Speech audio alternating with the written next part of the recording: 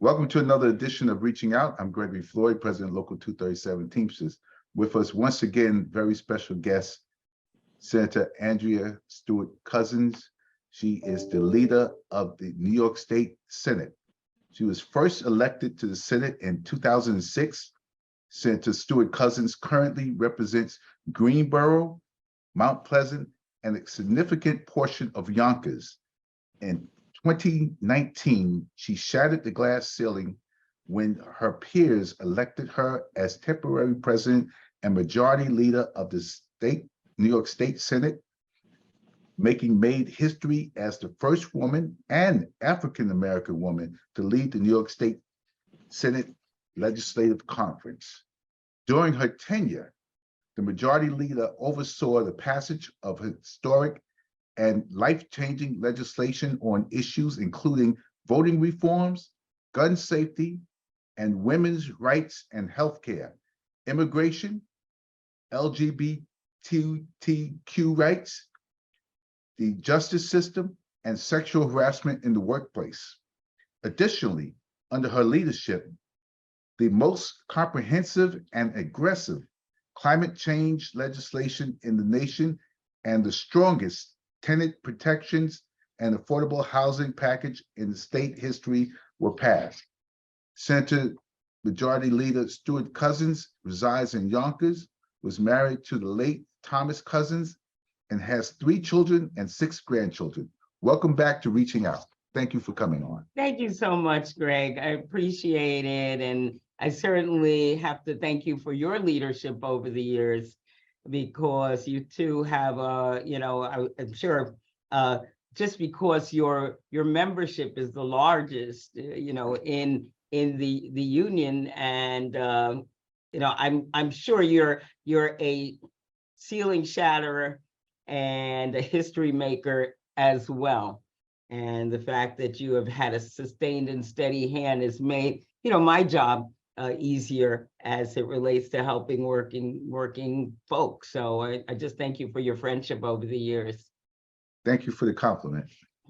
And our first question is, you just wrapped up the 2023 legislative session in Albany. Yeah. How would you sum it up?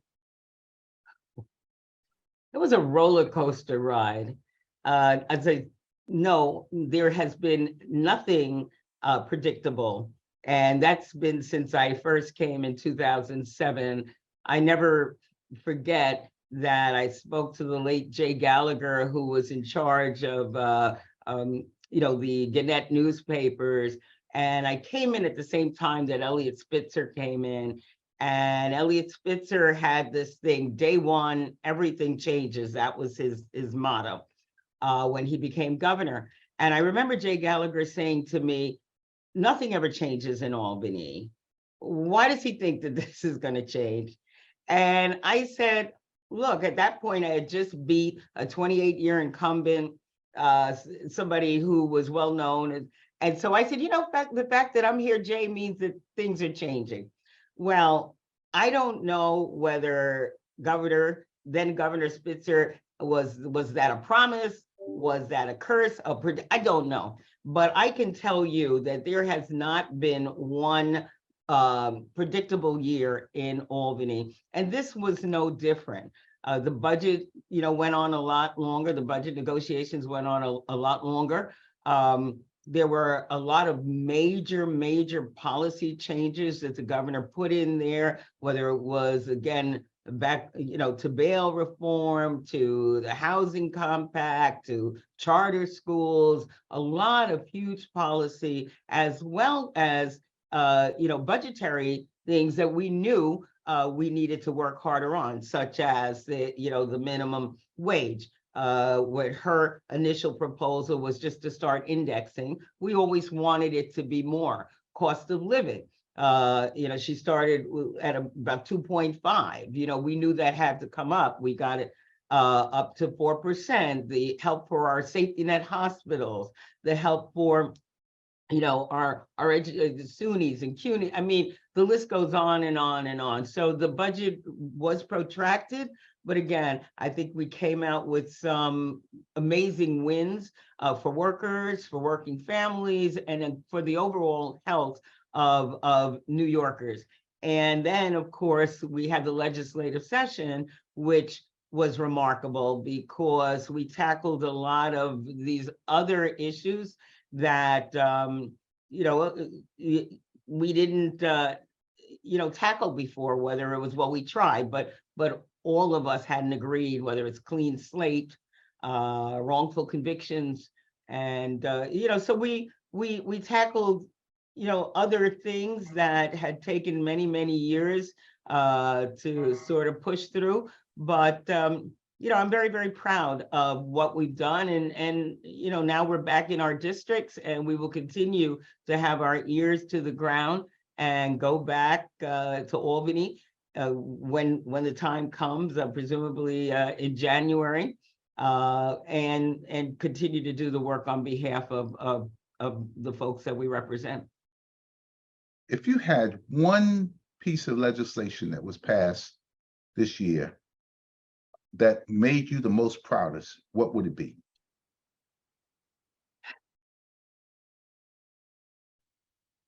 I cannot say that I don't, I look at all of these things as extremely important. We did a lot of work. Again, there's so many rollbacks on a federal level as it relates to our rights, as it relates to voting, as it relates to common sense gun laws. And I mean, I think generally, I'm very proud that we continue to say New York is a place where we respect people and we respect everybody. And we want to create an opportunity so that everybody can reach their full potential. And that means we want you to have the care that you need in every part of your life, whomever you are. We want you to be able to live in a healthy environment. And we want to make sure that when we do our climate work, that we are not only doing it so that we will have a habitable planet, but that also the labor force is involved. And I'm so proud that we continue to invest in education. We call our conference the Education Conference. And that's because when I first ran in 2004, the first time I ran for Senate, it was because it had already been proven in the courts that our poorest districts had been robbed, quite honestly, of the resources they should have had. Senator Robert Jackson was one of the plaintiffs who walked up to Albany. He sued on behalf of his kids and other kids to make sure that we invested in these schools. And after the case was won, the majority and the governor at that time, the Republican majority and the governor at that time said, well, we know that it was a problem, but it's really just too expensive to solve. Our conference understood it was too expensive not to solve, and that people had already paid the price, and we didn't want the next generation and the next generation to continue to pay.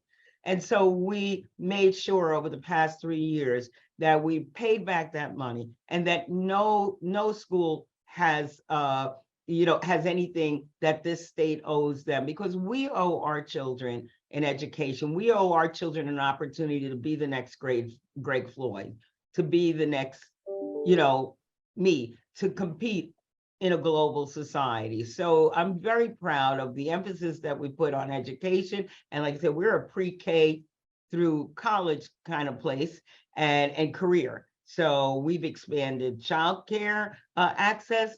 We've expanded, like universal pre-K was really focused on New York City. And now we have expanded the resources so that it is across the state. If you want your child to be involved in a universal pre-K program, all across the state now, there's access to resources in order to do that. And we've made unprecedented investments in SUNY and CUNY in terms of not only the operational and the professional costs, but also in terms of infrastructure to make sure that we are building campuses and capabilities of the future. And again, all of these with union workers, all of this with a mind to creating the next skilled and capable generation, so that we could continue to be leaders. So I don't think there's one thing. I think it's everything. And I will say that I'm happy that we are also looking at impacts. When you talk about something like wrongful conviction, I mean, we have Dr. Yusuf Salam, who is running for city council, one of the exonerated 5, part of the Central Park 5. Unless there was some folks who actually sort of kind of volunteered to help after it was very, very clear that these young people at that time were not really they weren't really guilty. There were no resources to really help them. It was basically pro bono work from outside. So, I mean, we're committed to, once you have your DNA, you have whatever it is that is a material difference in what was presented, and now it's clear that you couldn't have done it. There's resources for that. And even again, clean slate. There's a worker shortage everywhere. And I ran into a guy who was a computer technician, and I'm sure this story is repeated over and over again. But here he is, 50 something. He made a dumb mistake when he was 21. He paid his dues. It was a misdemeanor. And he's been free of any interaction, negative interaction with the law for over 30 years. But yet every time he goes to submit, for work, this thing pops up. So, I mean, clean slate when it comes to misdemeanors. After 3 years, you're up parole, you did this, that, it's over. You can't have perpetual punishment and not allow people to, again, take a civil service exam or be able to be eligible for certain forms of housing, or even be able to be eligible for work. So I think that, I wish I could say, well, I guess I'm glad I can't say that there's one thing, because I just truly believe that everything we do has the capability of changing in a positive way the life of New Yorkers. You're listening to Reaching Out. I'm Gregory Floyd, President Local 237 Teamsters. With us, our very special guest, Senate Majority Leader Andrea Stewart-Cousins.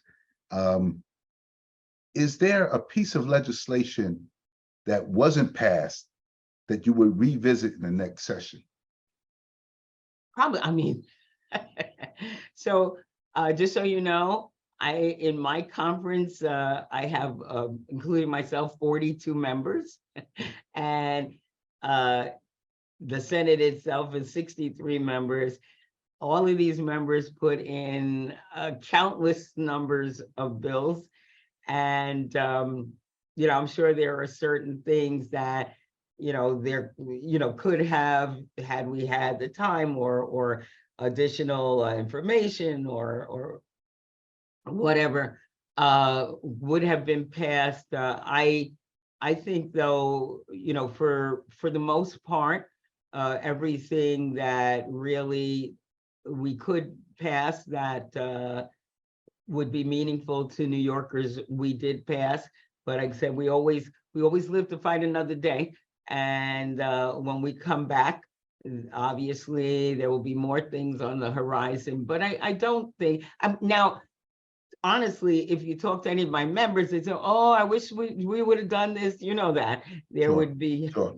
there'd be a lot of it. Yes. But I think, they said, I always strive, as I'm sure you do, and most of us who have tried to navigate life and living and trying to do well, I always strive for happy-ish, so if, everybody might not be happy, but I want everybody to be happy-ish. I think, though, the housing situation, because we do understand that there is a critical need for more housing, for more affordable housing. It's why we continue again as a conference to invest in tenant protections, because we know there's a shortage, and we want people to be able to maintain their apartments and maintain their homes. We've invested in small homeowners, trying to make sure that they have the resources if they're facing foreclosure. And obviously, we want to see more housing build, more affordable housing. We also invested again in NYCHA. We're always putting resources, because I grew up in public housing, and I understand, how the ability to have an affordable apartment. I mean, my parents, that was where we lived. And I'm sorry that on a federal level, there's such a disinvestment in public housing. But I know how important it is, as does my conference, when we continue to do that. But, if anything, I would love to, again, we need to get everybody at the table. We need to really hammer out how we go forward in creating more housing, more affordable housing, how we, in my opinion, create the next quote unquote Mitchell Lama. I mean, it has to be a program as far as I'm concerned. And Mitchell and Lama were state legislators that put together an affordable housing program that went for decades. I think we have to do that. And I know it's more expensive than ever to build, and certainly expensive to build affordable units. But I can't believe, with such a dire need, that if we get labor at the table, and if we get the developers at the table, if we get the tenant advocates at the table, and legislative leaders at the table, and all the stakeholders, to like try and figure out, like, what does it take in order for us to start creating an environment that really not only maintains the housing that's here, make sure that we get these abandoned buildings and things that could be rehabilitated and put on the market affordably. The commercial properties that are not being used as commercial spaces anymore, how do we convert them into affordable spaces? And while we're respecting communities, while we're incentivizing, further growth, while we're making sure there's good union jobs. I mean, we've got to do that. And that will be, I think that will be the project, not only while we're out, but again next year, because there has to be a way forward. Okay. In terms of supporting workers, what types of laws and policies produced in this session benefit them the most? Well, always, again, when I go back to raising the minimum wage, when you raise the floor, everything else raises. Sure. So, I think that is incredibly important. We were able also, Senator Ramos passed a warehouse worker bill, so that warehouse workers would be protected. And we even passed yet another version of the sweat bill, which will allow for, again, employees to have more say as it relates to working conditions. Obviously, as I said, we did the increase in cost of living for certainly a lot of our state agencies, including all of the O agencies. We are having robust labor standards in our Build Public Renewables Act, so that as we are working to clean up our environment, we are again putting labor standards in there. We've tried to make sure that insulin is not, people are not priced out of their insulin, so we've managed to do that. I think, our conference looks at everything again through the lenses of workers. So, I mean, even in terms of the tax credits for children and working family, we have increased the employer child tax credit, as well as on a state level, we started covering kids from 0 to 4. For some reason, it was only starting at 5. So, I mean, we try and help, working people and working families in every way. And again, everything that we do, we are looking at it from the lens of working people. So, we had done some tier 5, tier 6 reforms. We went back with a lot of different bills that have been vetoed before that would help, different people in stages of whether it's retirement or age. We continue to try and push the envelope on behalf of working men and women. Very good, very good. I don't think we have a lot of time left. However, is there something that you would like to bring up that we haven't brought up? Well, trying to think what would, we had very, very interestingly, at the end of the session, one of the things that happened in the conference was this is not, this is a national, international, local situation. It was a conversation about a commission to study reparations and what the role of New York was in terms of the slave trade. And it was something that so many members in both houses had been pushing for a very, very long time. California did it. And we, obviously, before anything happens, we have a conference, and the amazing conversation around New York's role, and the building of Wall Street, for example, the settling along the Hudson River by, even in my district, Yonkers is the Dutch name for a young lad, Yonkers, and it was settled by the Dutch and was very, very involved in the slave trade.